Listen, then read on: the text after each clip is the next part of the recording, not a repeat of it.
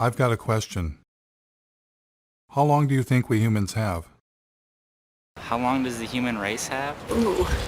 Um, Oh, wow. I don't exactly know, but it might be soon. I have no clue.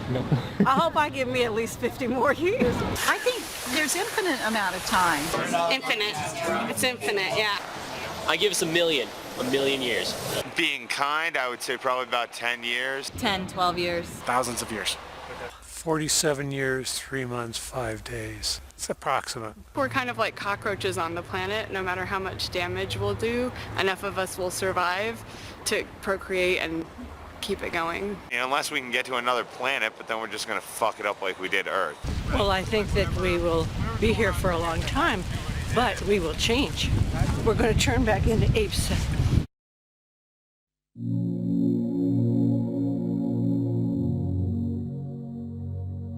Have you ever wondered what would happen if a single species took over an entire planet? Maybe they're cute, maybe they're clever, but lack a certain, shall we say, self-restraint? What if they go too far? What if they go way, way, way, way, way too far? How would they know when it's their time to go?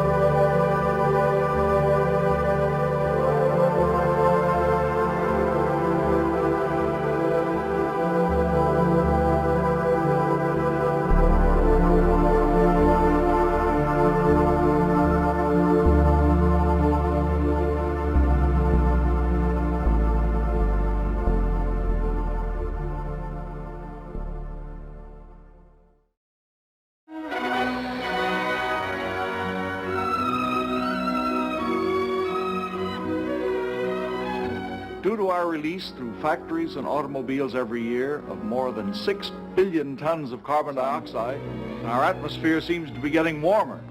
This is bad? Well, it's been calculated a few degrees rise in the Earth's temperature would melt the polar ice caps. And if this happens, an inland sea would fill a good portion of the Mississippi Valley. For in weather, we're not only dealing with forces of a far greater variety than even the atomic physicist encounters, but with life itself. That was 1958. We've known about the dangers of climate change for 6 decades. Back then, there was so much air pollution it would actually block out the sun. There was so much water pollution, rivers caught on fire. Forget throwing plastic bottles into the water. We tossed our cars in there. We also knew someday we'd run out of oil. For millions of Americans, this may be the worst weekend they've ever faced for finding gasoline to give them the automobile freedom they take as their due. I never doubted humans would find a better way, and I wanted to be part of it. A scientist sounded the alarm, and the modern environmental movement was born. Unless we do bring these chemicals under better control, we are certainly headed for disaster. Students all across the country organized the first Earth Day. At this point in time, it's very, very fashionable to talk about the environment, but as every day proceeds, we find very, very little concrete being done. As for me, you might say I was an early environmentalist. When I was 9 years old, a bulldozer began knocking down the woods near my home. I retaliated by putting sand in its gas tank. When I grew up, I became a tree hugger and moved to the wilds of northern Michigan to build a sustainable homestead and commune with nature. I wired my cabin for solar panels and heated with wood instead of fossil fuels. I wrote about sustainable living and environmental issues for the Mother Earth News and several news outlets. I traveled the country documenting invasive species, ecosystem collapse, and species threatened with extinction. I covered protests against destroying mountains for coal, and was once even confronted by the BP police. You're a journalist? Yeah. By all means, you can take all the pictures you want. Okay. We'll write a report, and then we have to send it to the FBI and the U.S. Attorney's Office. They'll call you. Through all of this, I kept wondering, why are we still addicted to fossil fuels? So I decided to begin following the green energy movement. What better place to check out how our renewable energy revolution is coming along than a solar festival in the Green Mountain state of Vermont, powered by 100% solar energy. Solar. I was having fun and got a chance to ask about getting solar panels installed. You can keep adding, so maybe every time you get a tax return, buy another solar panel. But then a little rain began to fall.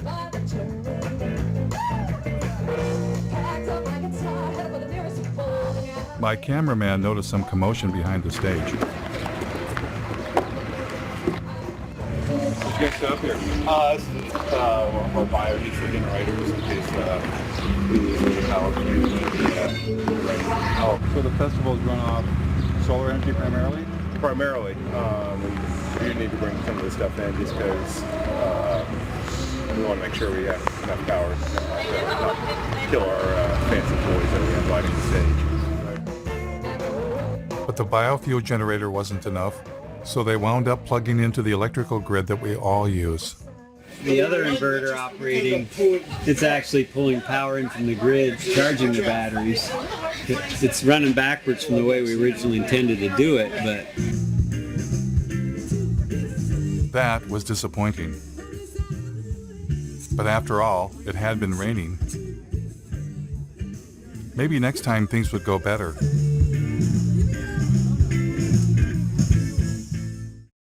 Luckily for us, hope was on the way. It's been a long time coming, but tonight, change has come to America. Green activists across the country cheered when newly elected President Barack Obama rolled out $1 trillion stimulus package with nearly $100 billion for green energy. Green was finally ramping up, and everyone wanted to be part of it. President Obama brought in environmental activist Van Jones from the Apollo Alliance with shovel-ready projects. They've got to put up tens of thousands of wind farms. They've got to put up millions of solar panels. Former Vice President Al Gore, who had a few years earlier released an Oscar-winning film, shared his ideas with the president. We have the opportunity now to create jobs all across this country, in all 50 states, to repower America. Al Gore had already encouraged billionaire airline owner Sir Richard Branson to invest big time in green energy. Branson is pledging future profits from his airline to the tune of perhaps $3 billion. $3 billion, that's with a B, to fight global warming. Is Al Gore a prophet? How'd you spell profit?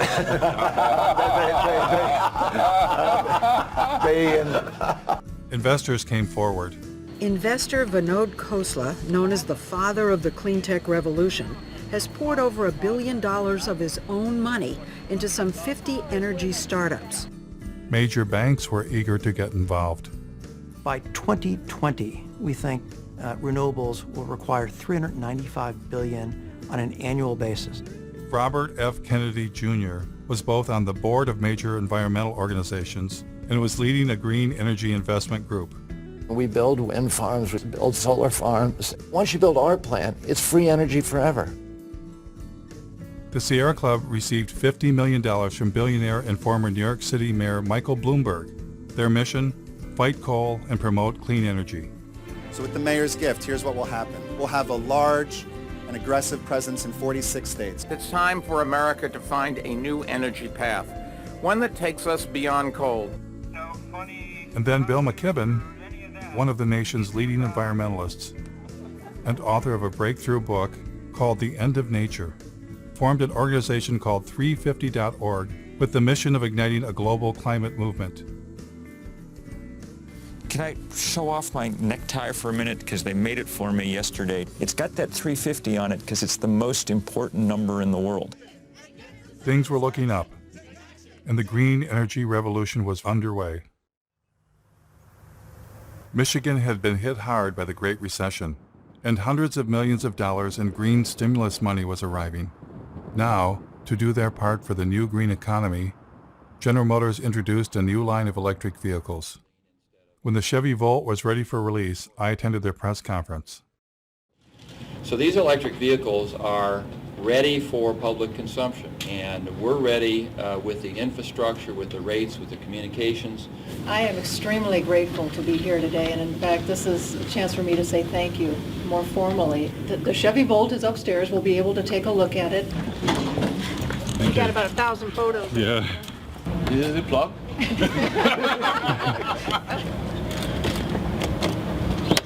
It's as simple as that.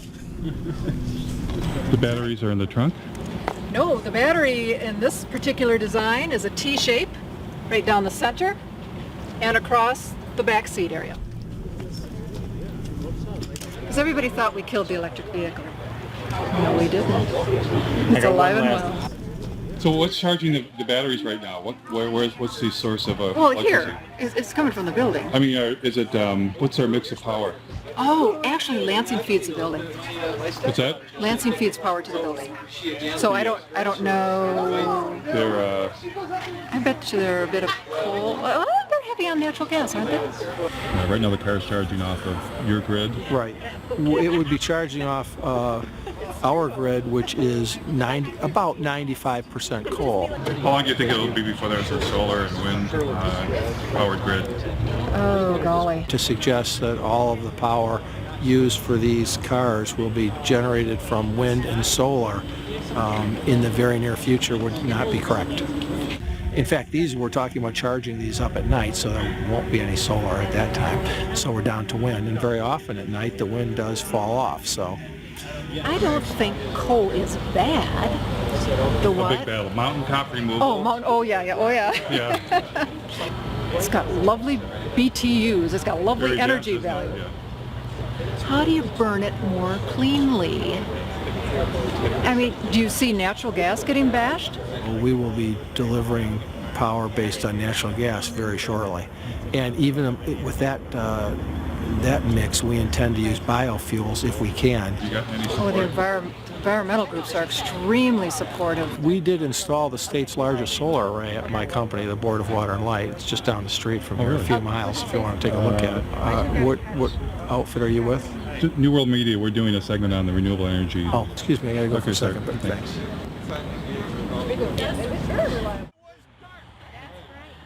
I decided to take him up on his offer to check out their football field-sized solar array right down the street.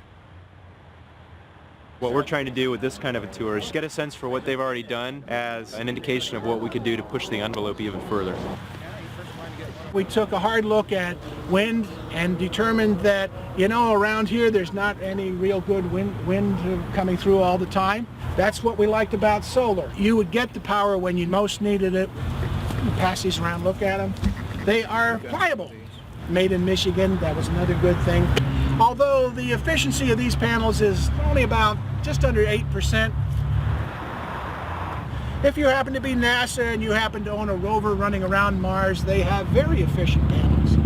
But we can't afford those at about $1 million a square inch. How many homes would this array provide electricity for? The standard answer that we tell everybody is we're providing enough to meet the peak requirements of 50 homes. However, for most of the people that look at it a little bit closer, we generate about 64,000 kilowatt hours a year. Our average customer uses about 6,000 kilowatt hours a year. 6,000 into 64 is just a little over 10. We can meet the energy requirements for 10 homes over a year. Will that be an incentive to put more solar on? Well, if you wanted to make all of the energy required for the city of Lansing over a year, well, how about you'd have a solar array that was 3 miles by 5 miles. Right, but we're not going to do that. But I mean, what would? My friend from the Sierra Club wanted him to be more positive, but he was not interested. As a consequence of the big push for green energy, wind farms were rising around the nation, including near my home in northern Michigan. We've done coal and nuclear for years. We've been trying to get in more into the renewable side. These are the largest in Michigan. I think it's 482 foot total. How many yards of concrete? There's 800 yards of concrete in the base, right around 140 tons of resteel. What are those blades made out of? That's all fiberglass and balsam. They're about 36,000 pounds apiece. This tower will weigh 800,000 pounds when we're done. Then the cell is 220,000 pounds, and the hub and rotor assembly is another 160. It's pretty substantial. They were impressive machines. But is it possible for machines made by industrial civilization to save us from industrial civilization?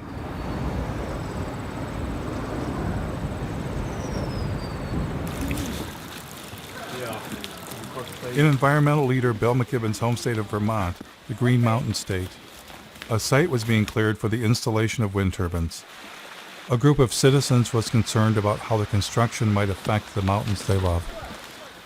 I joined them for a tour. It's going to be 21 turbines. 21. Yeah. On this In this project. Yeah. The estimate was maybe there would be 3 full-time jobs. If the goal is to try to make Vermont the leader in climate change, I appreciate looking to the sky in the hopes that we can do that. But more importantly, I'm personally looking at the ground thinking this is not the kind of legacy I'd want to leave to my kids. When I was a kid, we'd go hiking in these woods. We would be able to drink from the waters down the hill here, and now you have to question that. And how long are these towers supposed to last? 20-something years. 20 I know. It's just. Oh, wait a minute. You're It's a kidding me. nanosecond. 20 years? Oh, it's a nanosecond in the time of energy. Does anybody consider that this is mountaintop removal for wind instead of coal? Yeah, and we've even had people say if you can do mountaintop removal in Kentucky and West Virginia for coal, then it's about time that the rest of the country shared in the mountaintop removal too. Hello. I think they're going to tell us to move back. The thing is you've got to have a fossil fuel power plant backing it up and idling 100% of the time. Because if you cycle up or cycle down as the demand on the wind comes through, then you actually generate a bigger carbon footprint than if you just ran it straight. Do you ever go to things where they just go, well, that's not true, it doesn't matter, we're going to have the smart grid? It doesn't make any difference. You still got to have it idling, because let's just say the wind stopped right now. Just stopped for an hour. You've got to have that power. What do you do? I'm a environmental health and safety consultant. I usually work with businesses to help them do things, but I would never work with scum like this. You didn't get me on camera doing this, did you? Not being judgmental or trying to play God, but we've got to deal with population growth and sustainable resources.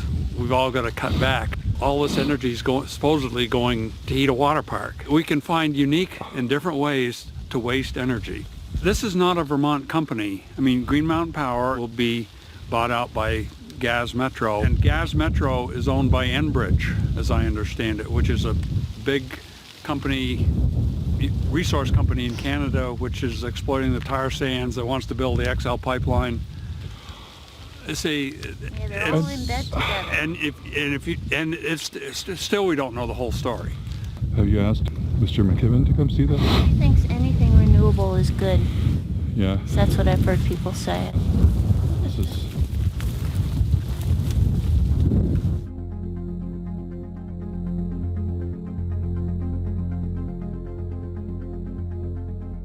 I'm in a strange position. I'm against our addiction to fossil fuels and have long been a fan of green energy.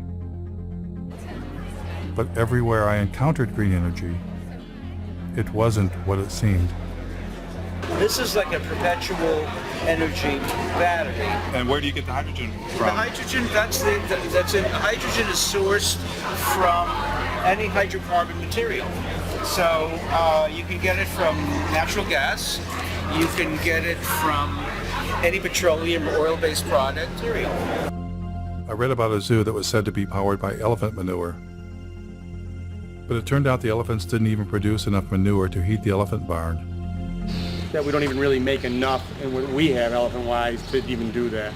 We would need a lot more. More elephants. Yep, more elephants, more manure. Ethanol plants also seem to have a secret ingredient.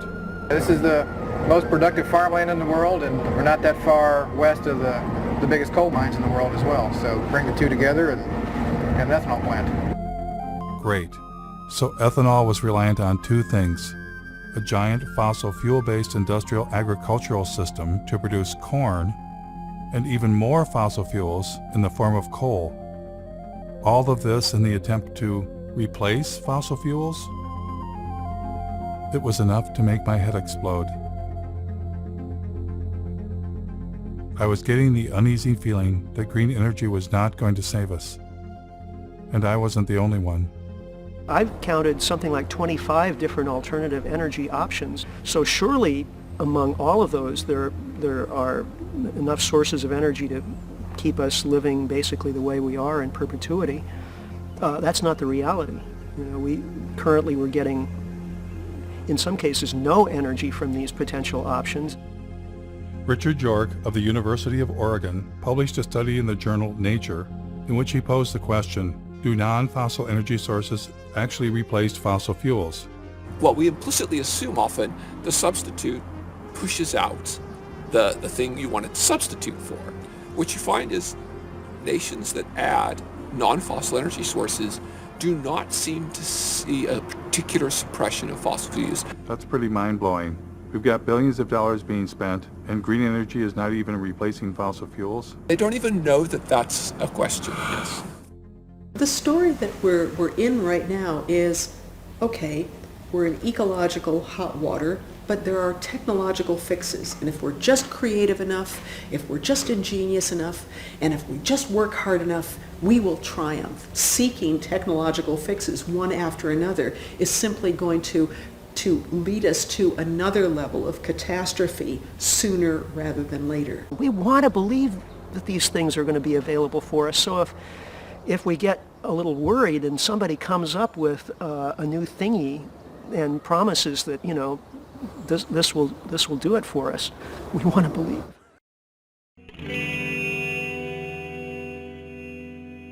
Because we're a little worried. Are we desperate to accept any idea that sounds alternative or green? Are we avoiding looking too closely because we don't want to know the answer? Ozzie Zenner, a visiting scholar at UC Berkeley and Northwestern University, was asking some of the same questions. I mean, I thought that solar and wind were probably very good solutions. I mean, it wasn't really even that long ago. One of the most dangerous things right now is the illusion that alternative technologies like wind and solar are somehow different from fossil fuels. Well, I hear a lot of times that solar cells are made out of sand. Have you ever thought about solar panels? The main ingredient that makes them work is silicon or sand. This is the raw material chips are made of, sand. They don't use sand at all. So they use, I'll show you what they... So So this is one of the ingredients. It's actually mined quartz.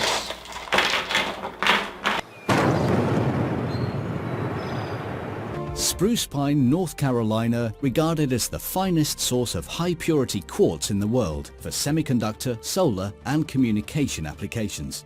But you can't use sand because sand has too many impurities. So you start with a very high-quality quartz and a very high-quality coal. And then you put those two together into an arc furnace and you melt them. The quartz is then melted with coal in a large furnace at temperatures of up to 1,800 degrees. So you need more coal to do that. So I'll get another coal out. So that's, when we melt these together, we get silicon metal and carbon dioxide. And the carbon dioxide just goes off and you got rid of the carbon, you're left with silicon metal. This is not clean coal. Not clean coal. Ozzie Zenner said it was an illusion that renewables were replacing coal or any fossil fuel. Environmental groups continued telling a different story. We've already seen more than 25% of the U.S. coal fleet has already either retired or is on a schedule to retire. Coal plants were closing, but Ozzie explained that well-meaning people were being misled. NV Energy is now going to go ahead and shut down the plant and go with renewable. One of the largest solar plants, and that's going to happen right behind me.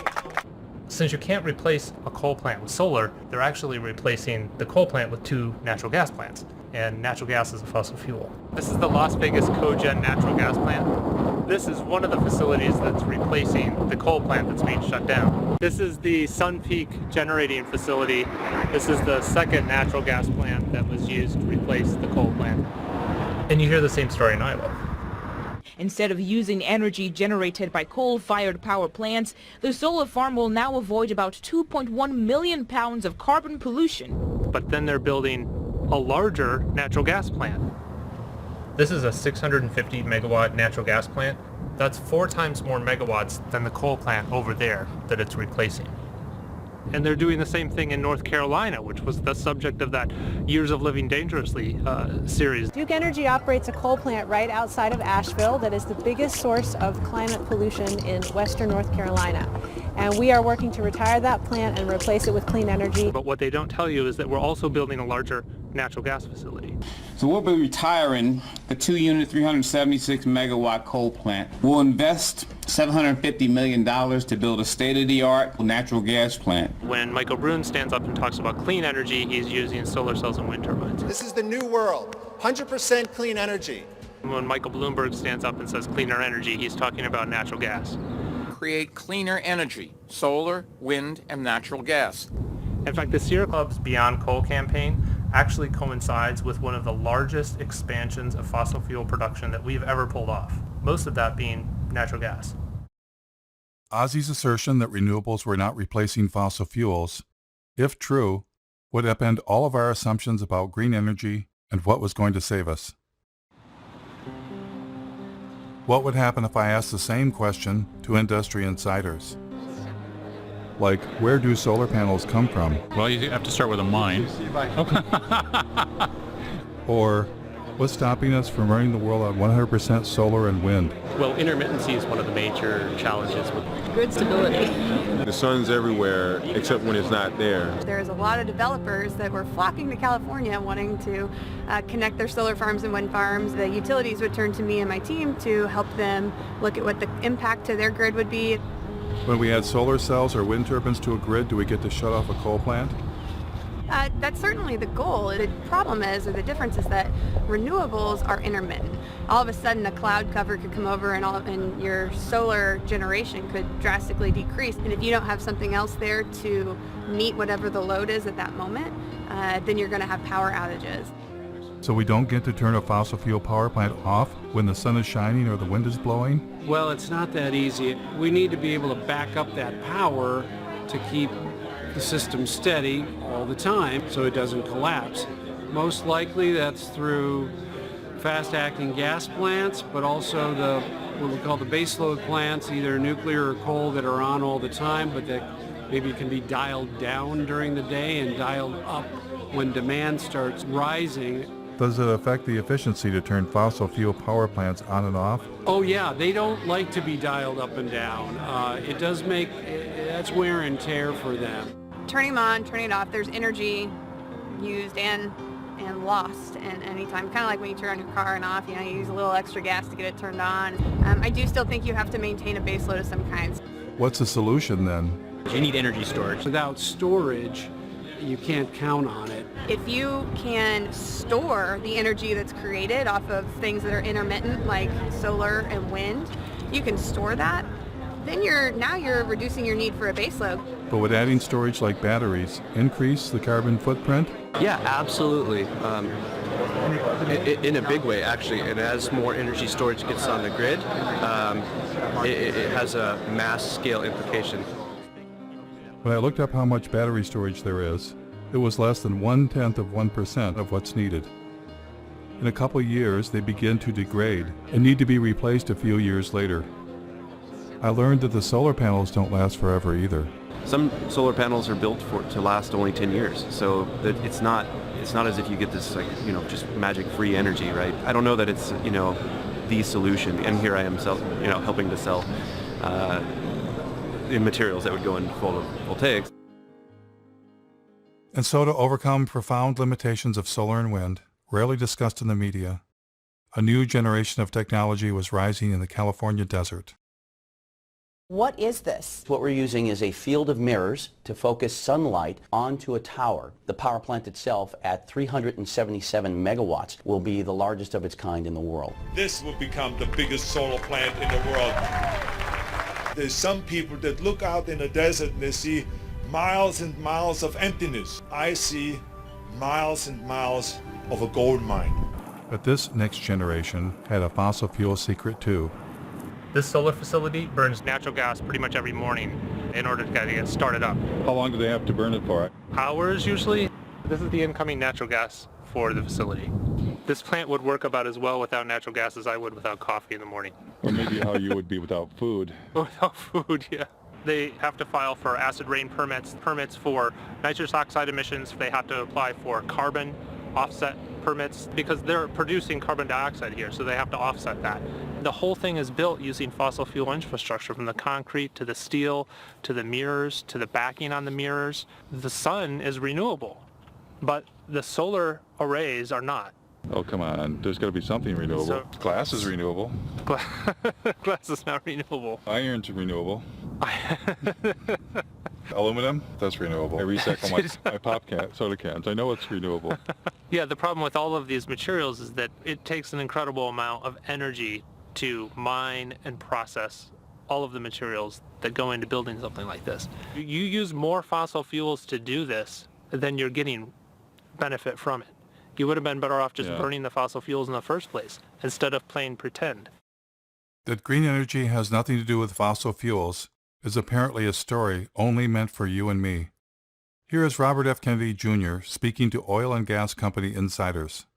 It's a combination solar gas plant. It's a turbine that we just take from a gas plant, suspended from a big scaffolding, a tower, and surrounded by giant mirrors in the desert. The plants that we're building, the wind plants and the solar plants, are gas plants. What kind of game is being played here?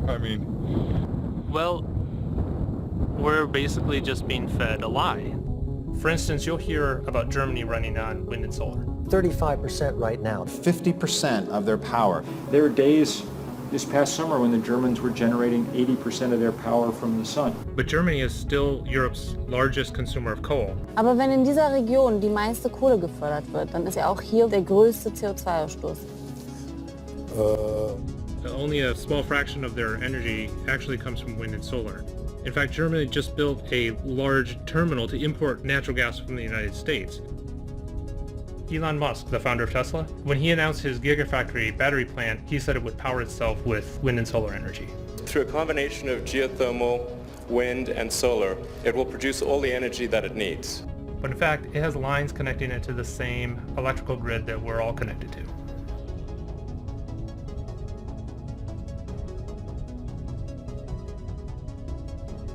Electric cars, wind turbines, and solar panels use rare earth metals. And in fact, the rare earth mine is right up the street from here. In mining these deep deposits, about 90% of what they pull up out of the ground contains uranium, thorium, and low level of other radionuclides. Radioactive waste that has to be disposed of somehow. They kind of turn into a paste and spread it over the desert floor. Well, that's good for the desert, right? Yeah, the desert loves that. Tesla's electric cars are built with aluminum, which uses 8 times more energy to manufacture than steel. They use lithium, which also rely on toxic mining, and even more graphite, which is one of the rarest forms of carbon. In fact, the investors wanted to open several new graphite mines after Tesla announced the Gigafactory. Apple claims to be 100% renewable. We never stop thinking about what's best for the planet. We now run Apple on 100% renewable energy. All of our facilities worldwide. And they did chop down a forest to put up solar panels near their North Carolina plant. But they didn't disconnect from the grid, and they can't. Duke says energy-hungry companies like Apple can never go entirely off the grid. They're still hooked up to our grid.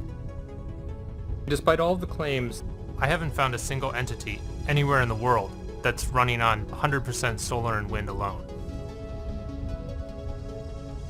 It turns out, you don't just need fossil fuels to run a place like Ivanpah. You need the devil himself. Or in this case, themselves. All of the mirrors that you see there are built by the Koch brothers, Guardian Glass Industry, a company that they control. Koch Carbon creates a lot of the inputs that are used to create the cement and the concrete and the steel. And not only that, they build the plants that builds polysilicon for solar cells. They have actually their own solar line called Solar Molex. From every step of the process, the Koch brothers are there.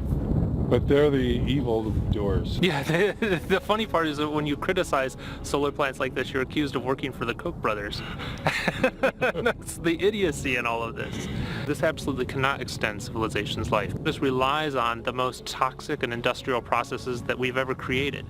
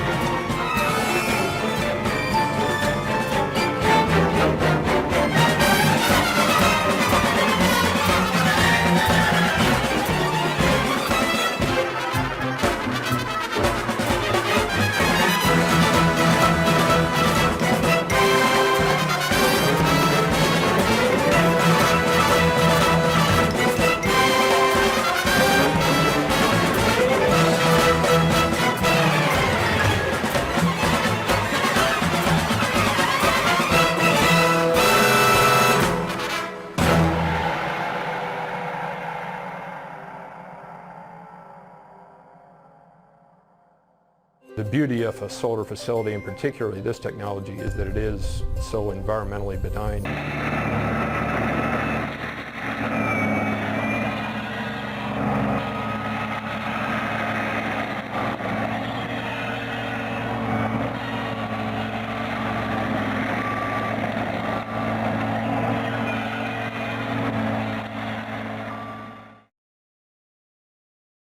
I too had once thought deserts could be sacrifice zones. I was wrong.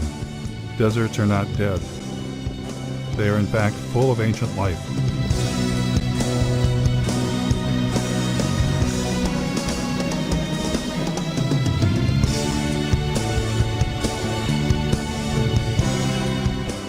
In the desert, the Joshua tree stands, waiting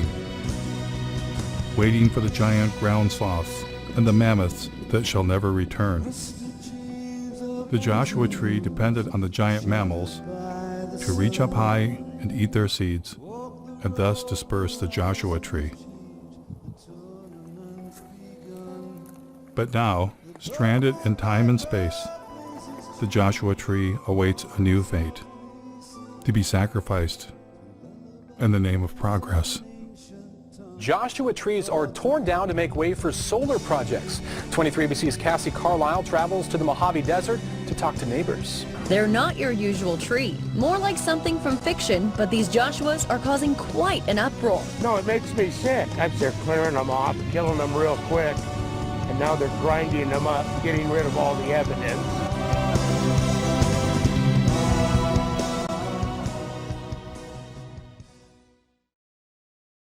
Not far from Ivanpah Solar, Daggett, California was home to several generations of solar arrays, including some of the first on the planet.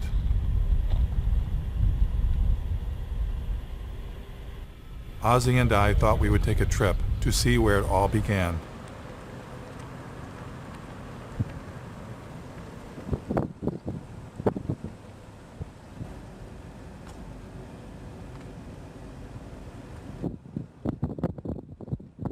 One of the sunniest places in the planet, really. This the center of the solar industry. They've been building and dismantling and building arrays here for about 40 years. Then we happened to run into the mayor of Daggett. I know the solar plants out there. My husband, back in, I'd say 83, 84, they worked out there building that solar plant out there. Yeah, the SEGs. And everybody here worked. How's that held up? Is it the job still here? No. Jobs went bye-bye. They have their normal people that run the plant operators and stuff like that, the big wigs, they have that. Where that energy's going, I don't know. Were you originally optimistic that solar would bring more jobs in the development with people? We really did. A lot of things come into this town, they come and go. They go really fast. Did you see this? Then Ozzy and I discovered that the giant solar arrays had been razed to the ground. Oh my God. I mean, this was huge. It suddenly dawned on me what we were looking at. A solar dead zone. Look at the blowing sand. Yeah. There's sand everywhere. There's sand dunes forming around this area. Wow.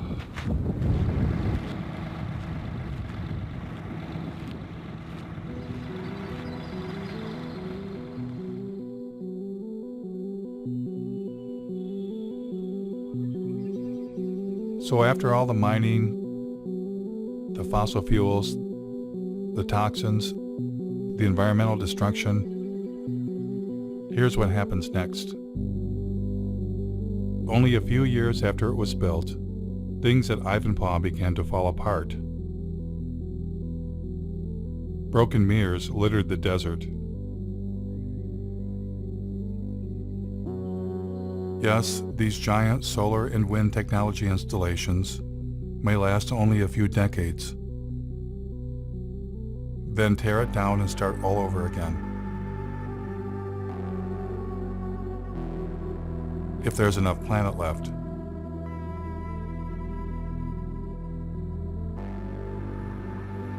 It was becoming clear that what we have been calling green, renewable energy and industrial civilization are one and the same. Desperate measures not to save the planet, but to save our way of life. Desperate measures, rather than face the reality, humans are experiencing the planet's limits all at once. Every different perspective I look at and imagine, well, we could do more of this or go to a larger area or use more of that. Well, it turns out there isn't more. I looked at marine production and fish production and found that peaked 20 years ago. More and more of what we eat is from fish farming. The current acres of actively farmed land, that is peaked also. The rivers are already being irrigated to about the limits of what they can sustain. The Colorado River doesn't get to the ocean anymore. Well, then you start looking at groundwater, the southern Great Plains, and I think they can almost predict when they will run out of groundwater, and it's in a decade or two. A human vulnerability at the global scale, that any one of them we could maybe compartmentalize, but we're seeing them propagating across topic after topic of society and the Earth system. And I don't think the people in charge are near nervous enough.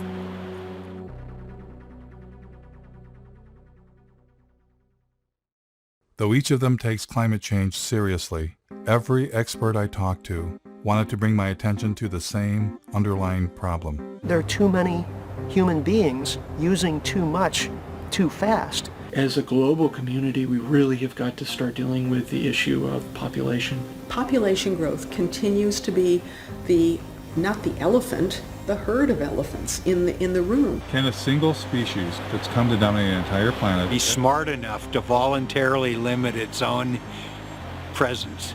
Is there any precedence We for have- that in nature? Wow. We have to have our abilities to consume reined in, because we're not good at reining them in if there are seemingly unrestrained resources. Species hit the population wall a lot and then they crash. I mean, that's a common story in biology. If that happens to us, in a way, it's the natural order of things. And I don't think we're going to find a way out of this one. I don't. As a scientist, what leads you to that conclusion? Well, because right now, a large percentage of that number is supported by industrial agriculture, which is heavily subsidized by oil, and it's not sustainable. And, you know, and there's no going back. Without seeing some sort of major die-off in population, there's no turning back. What's the thing that nobody ever asked you that you want? Nobody's ever asked me if I'm scared, Yeah. and I am. I actually am scared. I lose sleep over all of this.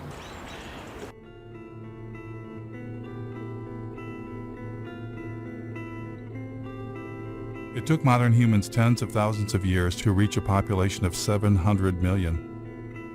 And then we tapped into millions of years of stored energy known as fossil fuels. Our human population exploded.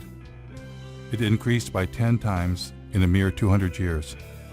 Our consumption has also exploded, on average 10 times per person, and many times more in the Western world. You put the two together, the result is a total human impact 100 times greater than only 200 years ago. And that is the most terrifying realization I have ever had. We humans are poised for a fall from an unimaginable height. Not because of one thing, not climate change alone, but all the human-caused changes the planet is suffering from. So why are bankers, industrialists, and environmental leaders only focused on the narrow solution of green technology? Is it the profit motive? And why, for most of my life, have I fallen for the illusion green energy would save us?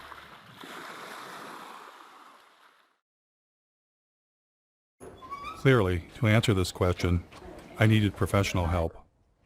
Keep my stuff, but that ever. No. Never heard. I'll just be honest with you about my dilemma. You can be my, clinical, social, psycho. It's like the right has religion, and they have a belief in infinite fossil fuels. Our side says, oh, it's going to be okay. We're going to have solar panels. We're going to have wind towers. As soon as I heard you talk about our denial of death, I'm like, could that be it? Could it be that we can't face our own mortality? Could we have a religion that we're unaware of? Absolutely. I think you've hit the proverbial nail on the head. What just differentiates people from all other forms of life is that, we're not only here, but that we know that we're here. If you know that you're here, then you recognize even dimly that you'll not be here someday. And on top of that, we don't like that we're animals. So we don't like that we're going to die someday. And we don't like that you could walk outside and get hit by a fucking meteor. What human beings did back in yesteryear is to envelop ourselves in culturally constructed belief systems. You know, call them cultures, call them worldviews, schemes of things, whatever you call them. Every human community has them. Every culture has an account of the origin of the universe. Every culture has a prescription for how you're supposed to behave while you're here.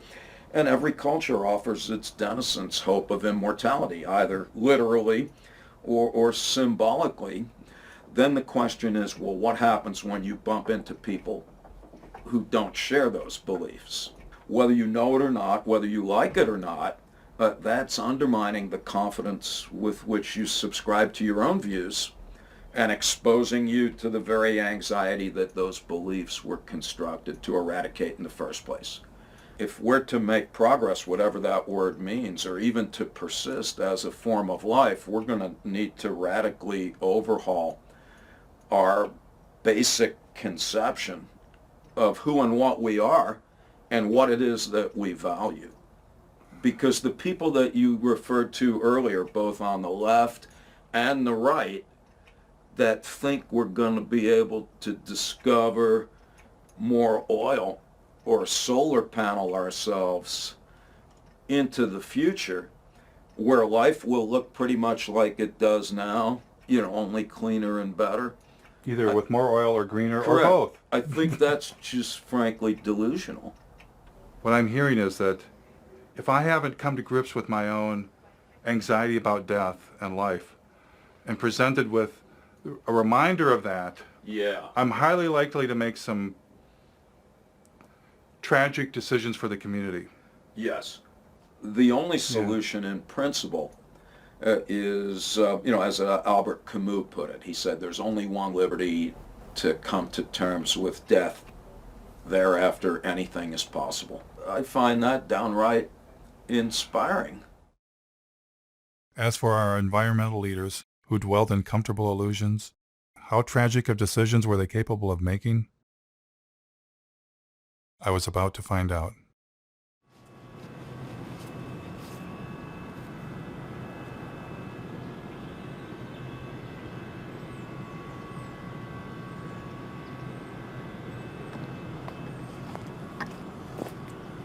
They claim they're just using forest residues, but actually a great deal of what the McNeil facility and lots of biomass facilities burn is whole trees. As you can see by this pile that's stacked right outside of the facility, these are trees. It turns out that the biggest source of green energy in Vermont is something called biomass, burning trees to create electricity.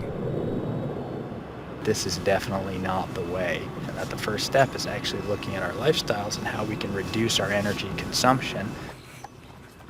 This is all the ash that has varying levels of toxic metals, a great deal of radiation, as these trees have been absorbed. Oops, there's a... You're in unforbidden territory here. Are we? They asked both of you to come up to our office, okay? Is that something you're interested in doing? It's not an interest. You got 5 seconds or I'm calling 911. Okay. You got 2 individuals here. Police will be down here in about 2 minutes. But you asked us to leave and we're doing so, I'm so not we're not asking you to trespassing. leave. I'm asking you to come up to the office. Okay, thanks for the offer. Maybe next time? You got everything here. So you have the #1 polluter in the state that people think emits magical fairy dust from the smokestack. The reality is what you have is a facility that burns 400,000 green tons a year of trees. Now, this facility burns 30 cords of wood per hour.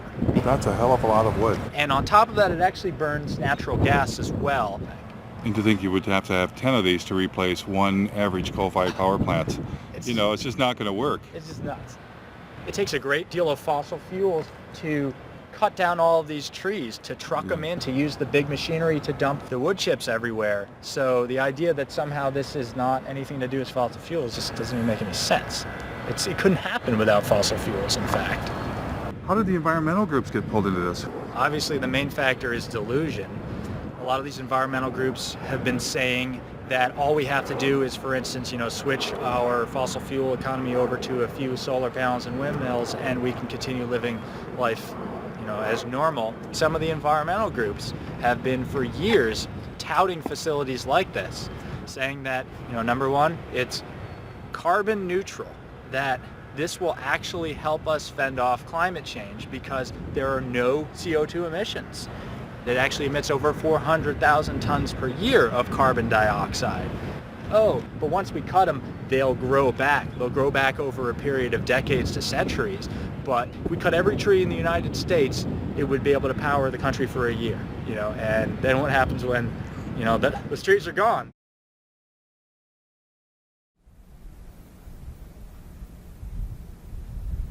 I discovered biomass plants were not even always biomass plants. This is actually a solid waste incinerator that's posing as a biomass plant. The impact on this community is severe. The plant is right next to a Head Start school for preschool kids. There is Green Hill Manor, and that's an assisted living senior residence. And there's also a Catholic elementary school right next door. How do you know they're polluting? Can you see it We ever? can see it. The snow at the elementary school and at the preschool is covered with black, some kind of black soot. We just had it analyzed and it came back as mostly tire chips. They have to add tire-derived fuel to raise the temperature of the fire because anybody who's tried to burn green wood or wet wood knows that it doesn't burn very well. But this biomass plant had yet another surprise. They admit that they burn 20.1 tons per hour of creosote-treated railroad ties. Besides that, they are allowed to burn 500 pounds per hour of PCP-treated railroad ties. These are shipped in from Canada. It's not green, it's not renewable, it's not carbon neutral, it's not anything that they claim to be.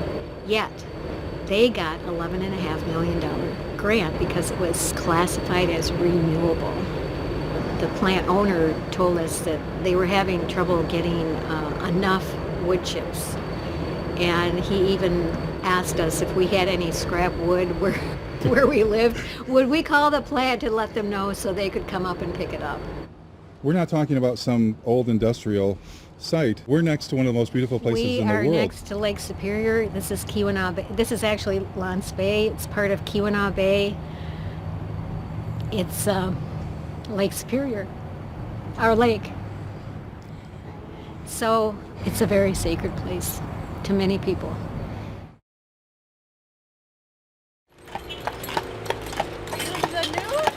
No, there's supposed to be a climate change rally.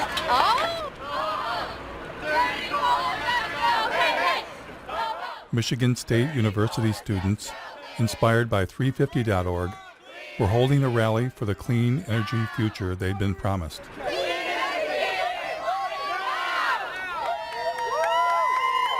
Imagine when I found out that it is the largest on-campus coal plant in the nation. The goal is to get the whole world moving beyond fossil fuels.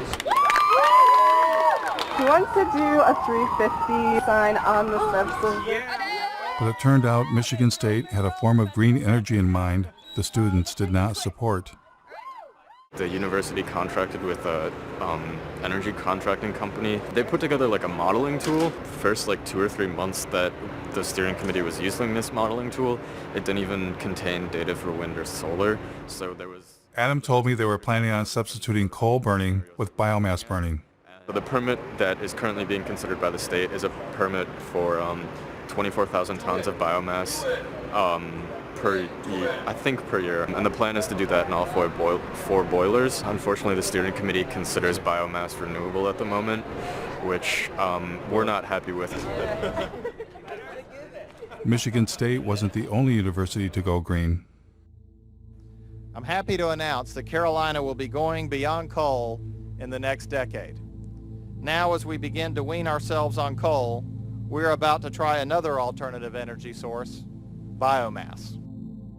And who is here to help the University of North Carolina switch from burning coal to burning trees? So it is a great pleasure to be here today to celebrate the remarkable step that the university is taking to say we're going to do our part. A remarkable step indeed. We're to do our part by getting out of bed with coal companies and into bed with logging companies? Where did the idea of colleges going green by burning trees come from anyway? A little college called Middlebury in the heart of Vermont. Welcome to the celebration of the opening of Middlebury's new biomass gasification system. It's now my great pleasure to introduce this afternoon's speaker, Bill McKibben. What powers a learning community? And as of this afternoon, the easy answer to that is wood chips. It's incredibly beautiful to stand over there and see that big bunker full of wood chips. You can put any kind of wood in, oak, willow, whatever you want. Pretty much anything that burns, we can toss in there if we can chip it down to the right size. And there are very few similar cases any place in this country of that kind of change over that scale. But it shows it could happen anywhere, and it should happen anywhere. In fact, it must happen everywhere. It must happen everywhere. And now it's time for a nature break, enjoying our sustainably managed Michigan forests. If you walk through here and you look, there's virtually nothing growing. A little bit of grass occasionally. And it seemed that biomass plants indeed were suddenly everywhere. Like this one in Cadillac, Michigan. In Detroit, an incinerator that burned garbage was considered green. The Detroit incinerator is known to emit horrible smells and pollutants that neighbors say make them feel sick and put their health at risk. It's a stink. It's a horrendous stink. A proposed biofuel plant for the Upper Peninsula of Michigan would consume trees from tens of thousands of square miles. In order to create 40 million gallons of ethanol, they were going to have to use up over 1 million tons of green wood. We pointed out that they were going to be using more natural gas than they were going to be creating ethanol to displace the natural gas. If you continue to do this, you're going to be fertilizing the forest. Fertilizing the forest with fossil fuels. Fossil fuel-based, right, fertilizers. Made from natural gas. Yeah. Then came a ballot proposal backed by Bill McKibben and nearly every major environmental group, requiring Michigan to get 25% of its electricity from renewable sources by the year 2025. This year, Michigan voters have a choice. Keep burning dirty coal and oil, or move Michigan to clean, renewable energy like wind and solar. Vote yes on Proposal 3. Surprisingly, Proposal 3, also known as 25 by 25, was the brainchild of an organization that was 100% biofuels and biomass. Allowing America's farms, ranches, and forest lands to be active participants in contributing to America's energy future. These are the biomass and biofuel plants across the U.S.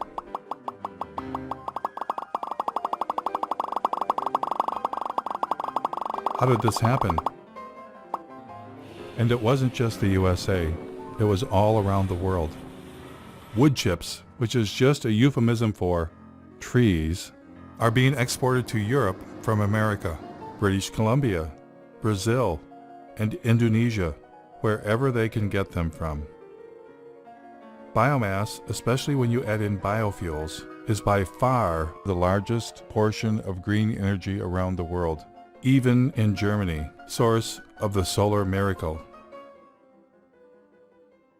But maybe I was missing something. Maybe I had it all wrong.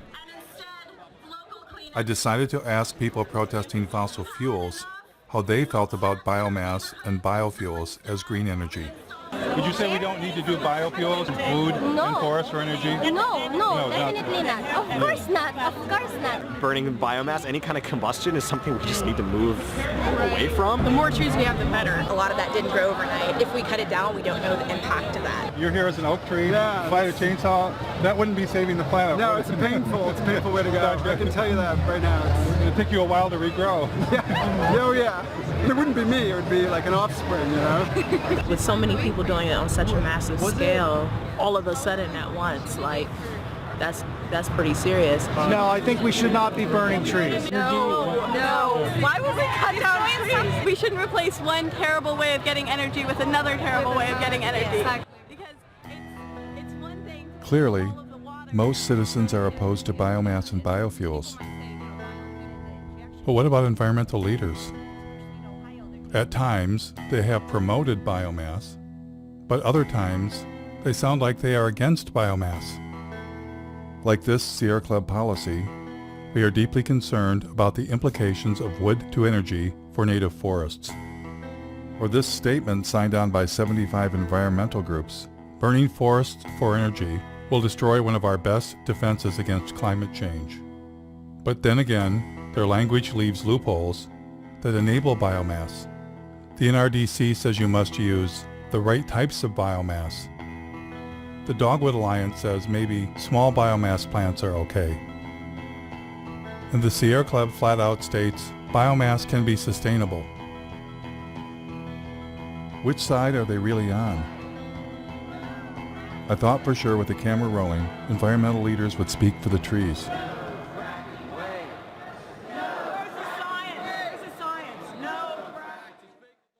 We're here to tell a story about what the forests of this state, of our Commonwealth, mean to us. Does your organization have any stance on that? I'm not sure I would say we support it as much as we can wrap our heads around it. We've almost made a peace with the timber industry. I'm just curious, what's your group's stance on using forests for biomass?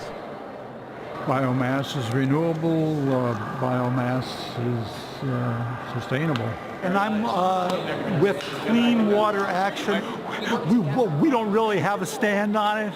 If the director of the Sierra Club was here, she'd be able to talk your ear off about it. I'm the director for the Sierra Club in Pennsylvania.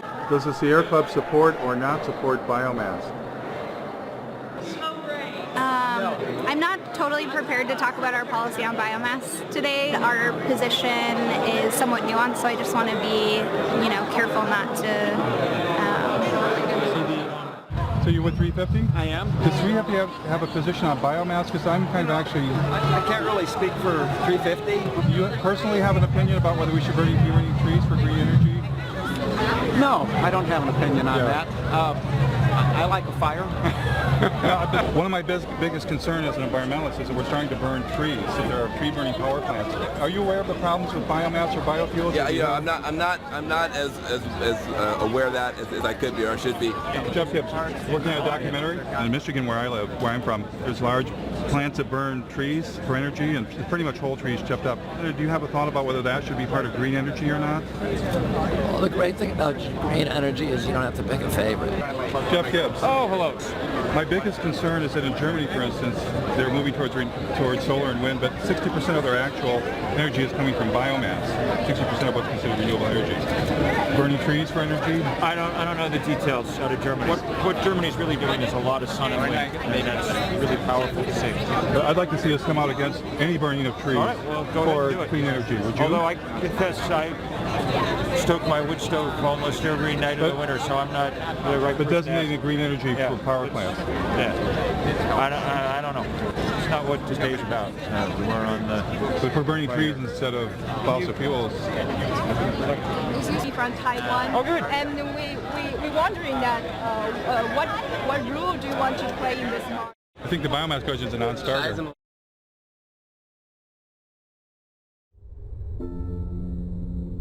I found only one environmental leader willing to reject biomass and biofuels. So we are talking of the old oil economy trying to maintain itself now through another raw material, the green planet. The only reason corn and soya is being planted for biofuel in this country is the subsidies make it profitable. I think the big crisis of our times is our minds have been manipulated to give power to illusions. We shifted to measuring growth, not in terms of how life is enriched, but in terms of how life is destroyed. Her honesty was refreshing. But as for the rest of them, I wondered, what are they hiding? And why are they hiding it? Is it their ignorance? Or is it something else? What if they themselves had become misguided? What if they've made some kind of deal they shouldn't have made and are leading us all off the cliff?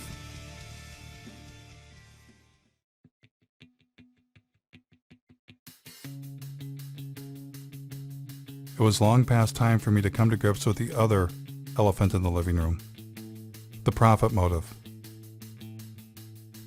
The only reason we've been force-fed the story climate change plus renewables equals worse saved is because billionaires, bankers, and corporations profit from it.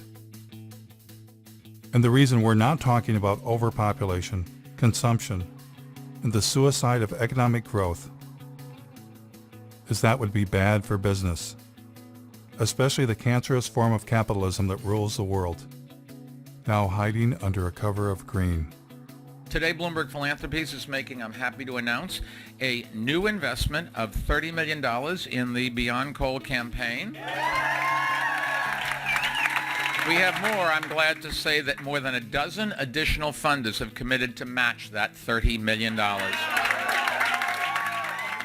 And who were these new partners? One of them was Jeremy Grantham, billionaire, world's leading timber investment advisor.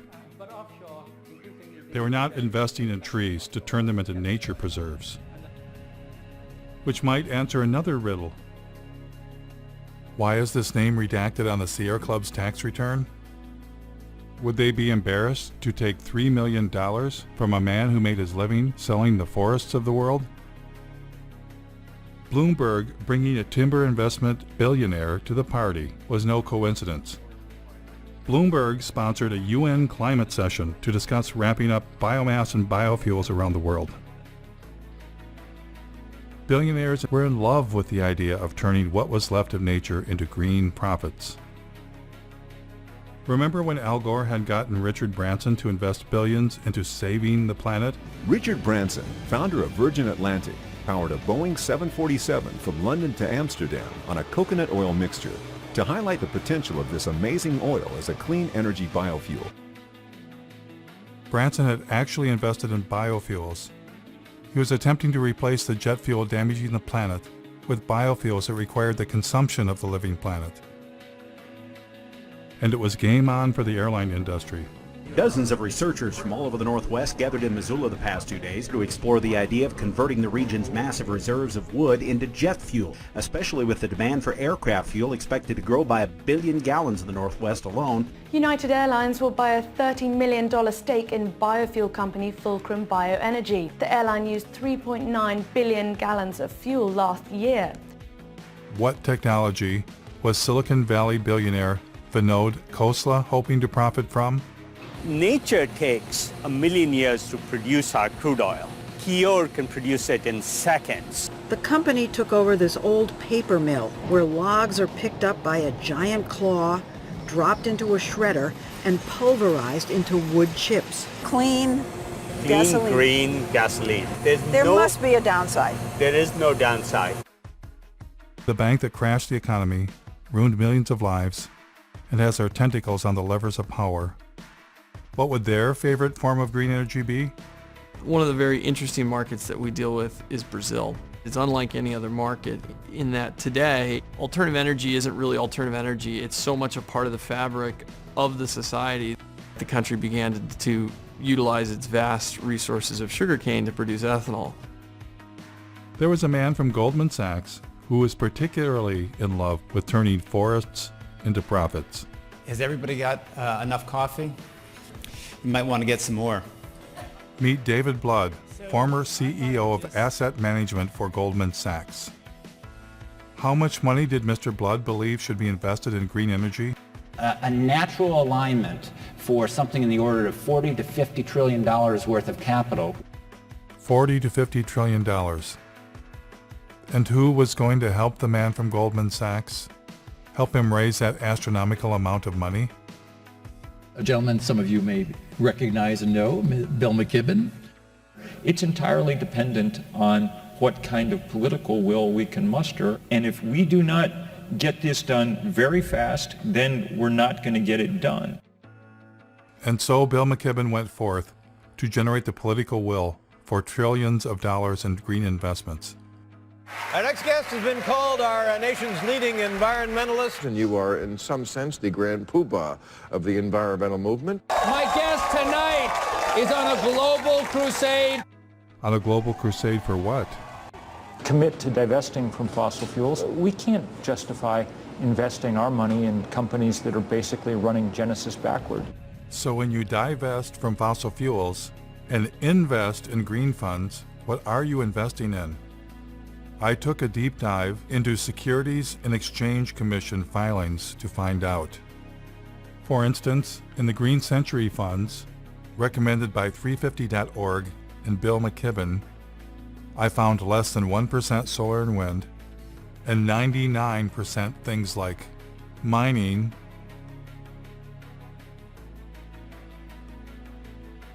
oil and gas infrastructure companies, including a tar sands exploiter, McDonald's, one of the companies driving meat consumption across the planet, Archer Daniels Midland, one of the world's largest producers of biofuel, Coca-Cola, the largest creator of plastic pollution on Earth, logging and paper companies, including one that brags about biomass burning,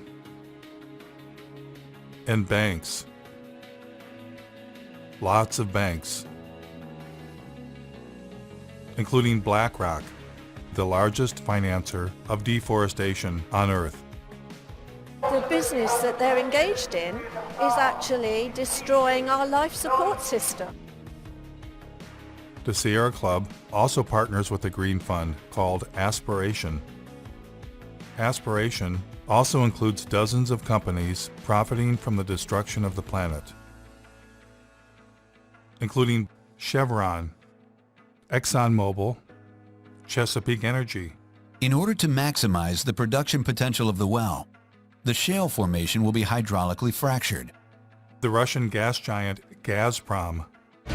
Gazprom owns the world's largest explored gas reserves, 36 trillion cubic meters. And in perhaps the most bizarre twist of all, the Sierra Club's Green Fund's biggest holding is Enviva, the world's largest consumer of forests, to be incinerated in green energy biomass plants.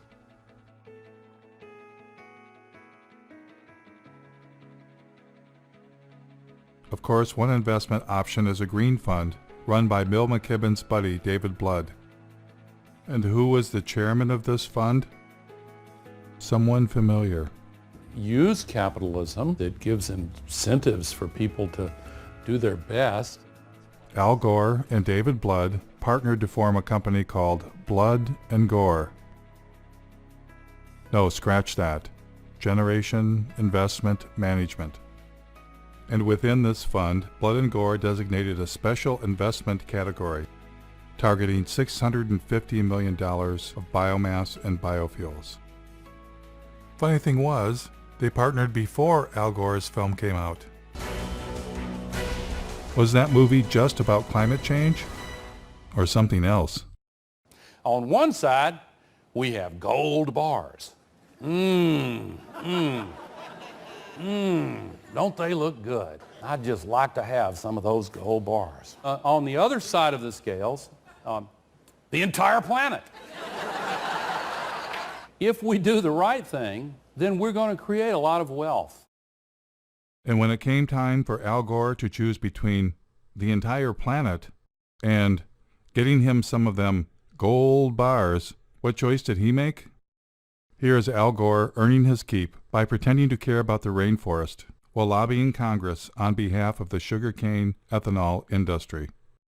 Any comment on the Brazilian effort here with the issue of the possibility of expanding into that Amazon River basin with further deforestation to produce more ethanol out of sugarcane is a worry, and apparently you're not as concerned about that. Because No, I am. I simply forgot. What's been going on there is really very troubling. Nós somos humanos que apenas querem sobreviver. And with your permission, I'll show you a very quick example of it over a period of 25 years. The invasion of sugarcane monocultures in the region clashes with the indigenous people's right to land. These are images of a last-ditch attempt by the Guarani Kaiowá to resist eviction. Important to note that the exploitation of the sugarcane growing areas in Brazil does not have to inevitably have the knock-on consequence of causing destruction in the Amazon. Sugarcane fields are burning. They're set alight before the harvest to eliminate the leaves and tops of the plant, which makes cutting more efficient. Environmentalists blame the seemingly endless sugarcane fields for air and water pollution on an epic scale. And along with deforestation, the threat it poses to the environment is becoming clear. Once the indigenous families were expelled, the landowners set their homes on fire.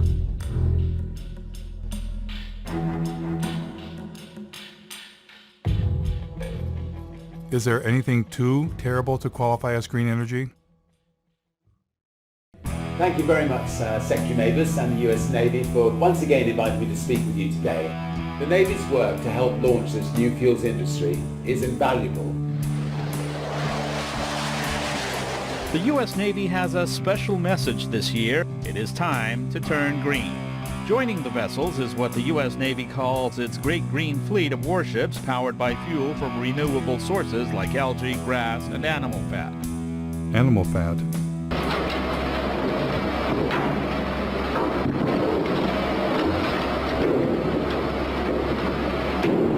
The next time you fill up at your neighborhood gas station, you might find yourself pumping a little alligator into your tank. That's right, UL Lafayette researchers have developed alligator fat into a renewable source for biofuels. And once we run through the animals, what's next? GE, who brings you nuclear energy and wind turbines, is ready with a plan.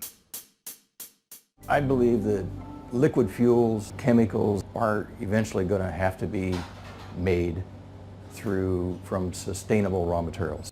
We believe that seaweed is one of the most attractive opportunities.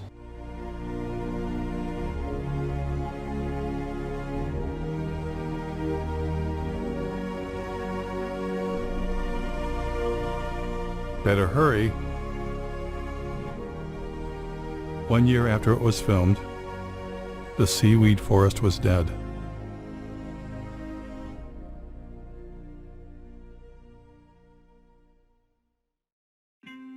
You might ask yourself, how could men destroy what remains of nature to enrich themselves?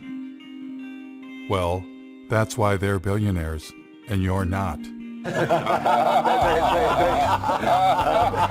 The takeover of the environmental movement by capitalism is now complete. Environmentalists are no longer resisting those with the profit motive, but collaborating with them. The Nature Conservancy is now the Logging Conservancy. We will capture the most important pieces biologically, and there will be another large block sold to timber investment groups. The Union of Concerned Scientists has become the Union of Concerned Salesmen, having taken millions not for science, but to create markets for electric cars. The Sierra Club sells electric cars and solar panels right from their website.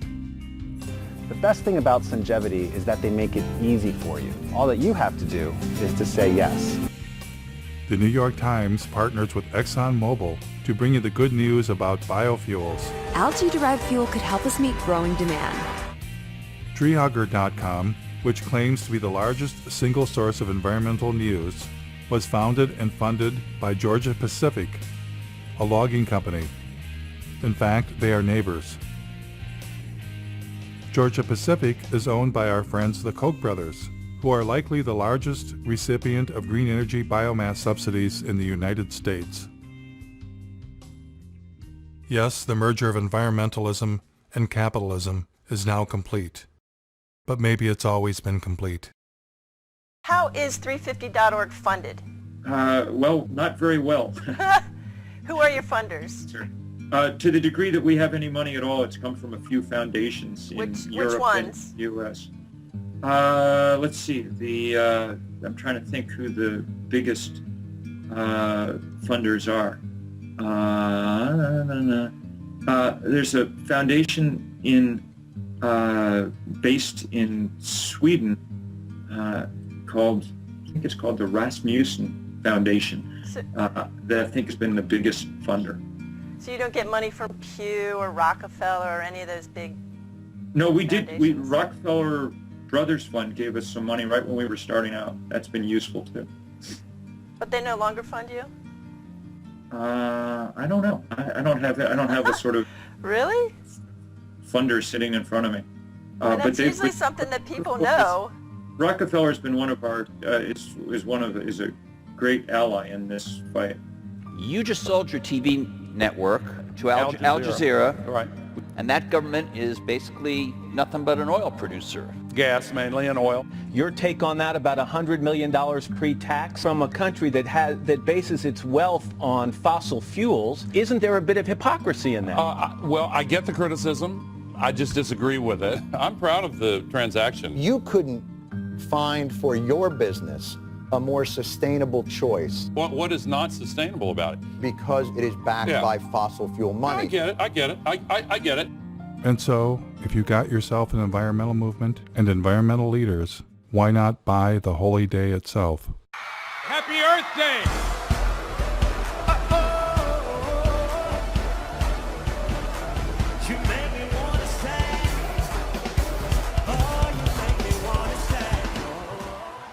Now we are facing the greatest sets of issues that we've seen in my lifetime.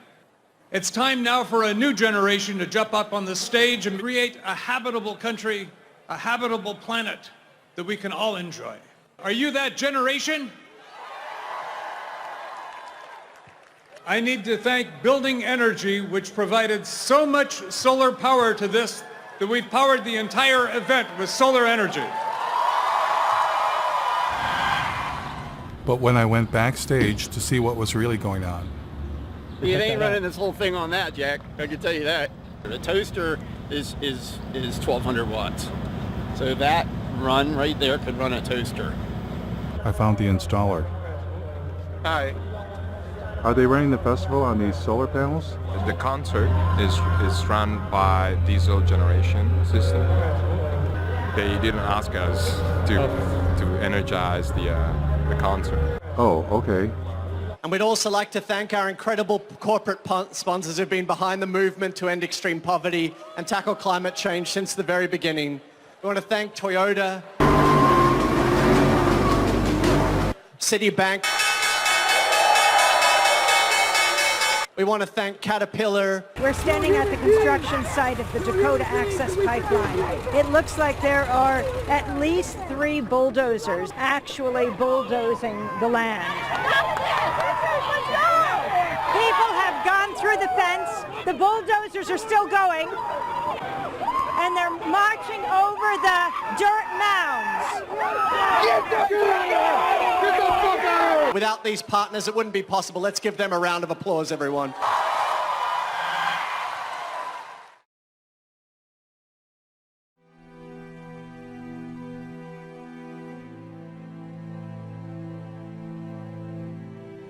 Now I know this all might seem overwhelming. It's the kind of thing that we normally don't try and think about. But by not thinking about it, it stands a good chance of doing us in. I truly believe that the path to change comes from awareness. That awareness alone can begin to create the transformation. There is a way out of this. We humans must accept that infinite growth on a finite planet is suicide.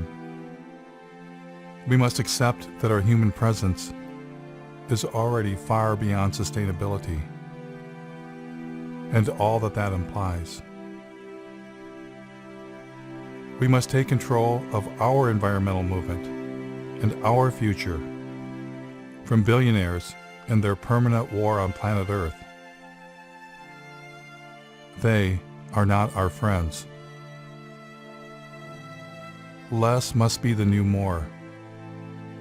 And instead of climate change, we must at long last accept that it's not the carbon dioxide molecule destroying the planet.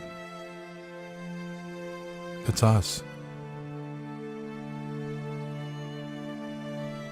It's not one thing, but everything we humans are doing. A human-caused apocalypse.